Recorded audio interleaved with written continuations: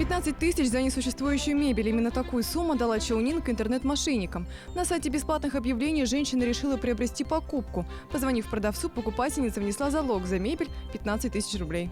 Когда вносила, она даже не поинтересовалась ни данными этого женского голоса, ни адресом каким-то. Просто взяла, на счет переправила деньги и все. Последняя попытка попасть в бизнес-инкубатор. Стартовал прием заявок на последний в этом году отбор в бизнес-инкубатор IT-парка Набережных Челнов.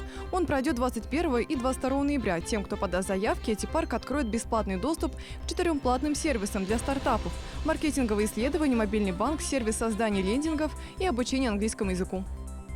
Для школьников и студентов пройдет Олимпиада по татарскому языку и литературе. В ней могут принять участие не только россияне, но и иностранцы в возрасте от 14 до 25 лет. Олимпиада проходит в 2 тура – заочный и очный. С 9 по 21 ноября нужно зарегистрироваться в качестве участника на портале КФУ и пройти тестирование. По его итогам победители попадут на очный этап.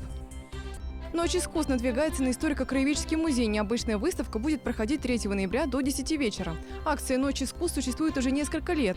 В ее рамках каждый желающий может увидеть ожившие экспозиции, воссоздающие колорит 19-20 века. Также будут проходить различные мастер-классы, начнут свою работу интерактивные фотобаннеры.